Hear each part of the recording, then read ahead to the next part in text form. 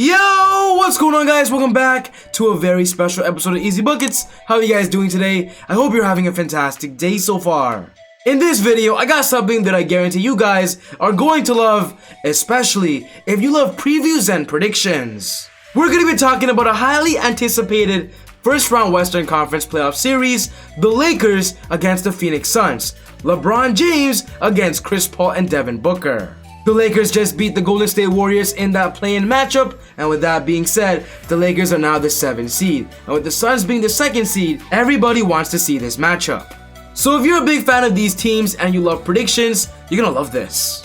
But quickly before I get out of the video, I just want to say, if you're new to the channel and you love basketball, welcome to Easy Buckets. My name is Soom and I make basketball videos every single day. So be sure to hit the subscribe button and turn on post notifications to not miss any of my upcoming videos. If you watched this video and you loved it, be sure to smash that thumbs up button. I would really appreciate it. It would help with the channel a lot. But without wasting any more time, let's talk about the Lakers versus the Suns.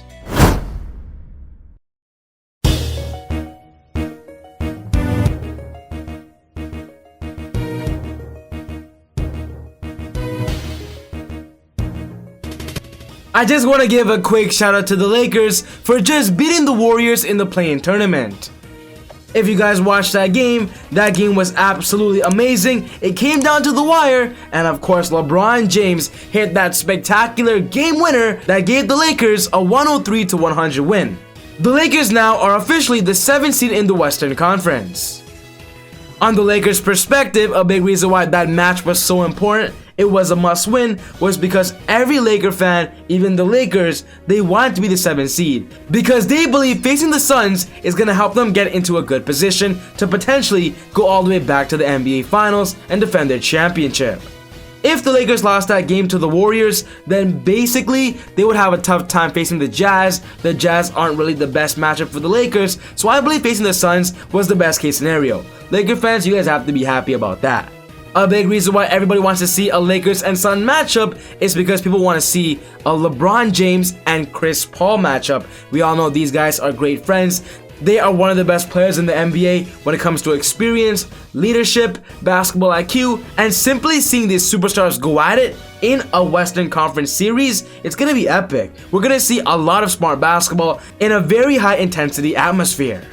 When talking about the Suns this year, they are playing amazing basketball. Last year, they weren't even in the playoffs, but this year getting Chris Paul, their team in general elevated to a whole nother level. Their head coach, Monty Williams, is the coach of the year, and I simply believe this matchup, it's not going to be easy for the Lakers. The Suns are a real deal. When talking about the Suns and Lakers this year, they met a total of 5 times, guys. 5 times, that's a lot. They met twice in the preseason and 3 times in the regular season. In the 2 preseason games on December 16 and December 18, the Lakers won both of those games. The 3rd time they met was on March 2nd, where the Suns won. Then they met on March 21st, where the Suns won. And then recently on May 9th, the Lakers beat the Suns, and we all know why. Anthony Davis dropped more than 40 points. He was a monster that game. And after that game, people believed the Suns were the best matchup for the Lakers in the playoffs. And in this video, I simply want to explain why people believe that, and simply the pros and cons and some major key points that's going to affect this matchup. The first key point is talking about Anthony Davis, and simply on the Suns' perspective, who is going to be the player to try and slow down Anthony Davis? From what we've seen so far, there is nobody on the Suns roster that can even slow him down. DeAndre Ayton is still developing. He's not the best defensive center in the NBA, so we're going to see a lot of Jay Crowder on Anthony Davis, which I believe is simply perfect for the Lakers. Jay Crowder is undersized, but what I don't like about Jay Crowder is sometimes he's a little bit fishy when it comes to fouling and kind of being known as a dirty player. So I really hope Jay Crowder doesn't do anything like that in this series, and basketball is simply basketball and it's simply all respect. But the first major key point is talking about Anthony Davis and simply how he's going to be unstoppable, which is why a lot of people believe the Lakers have the edge in this series.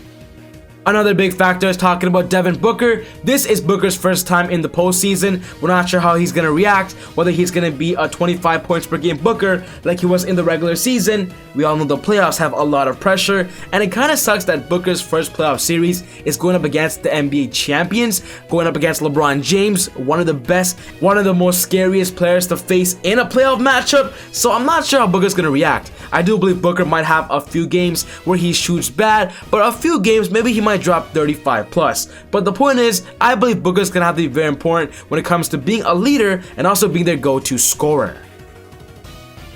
In the Lakers and Suns previous matchup, Kentavious Caldwell-Pope was able to contain Booker. So I do believe KCP is going to have to step up when it comes to slowing down Booker. I'm not going to say he's going to stop Booker, but just slow him down. Players like Alex Caruso off the bench, even Wesley Matthews. Wesley Matthews was very good in that Warriors playing matchup to come off the bench and simply be a defensive presence, a 3-and-D presence. I simply believe Booker might be stopped with the Lakers' defensive depth. Another big key point I want to point out is talking about the Suns and how they don't really have a lot of experienced playoff players besides Chris Paul and Jay Crowder. Other than that, most of their roster are young players. They're new to the playoffs. So a lot of the leadership, a lot of the playmaking, the encouragement talk has to do with Chris Paul. He has to really be that guy. We all know Chris Paul, when joining an NBA team, an NBA roster, he makes them a playoff team. Last year like OKC, and this year like the Suns. Chris Paul needs to be that guy to encourage the team. But what I love about the Suns is their versatility when it comes to scoring. They have players like Dario Saric off the bench, Cameron Johnson, and of course Frank Kaminsky to simply be floor spacers. And with Booker and Chris Paul being great playmakers, the Suns have a lot of options when it comes to scoring. So the Lakers have to do whatever they can defensively to slow them down when it comes to those driving kicks and of course those open looks.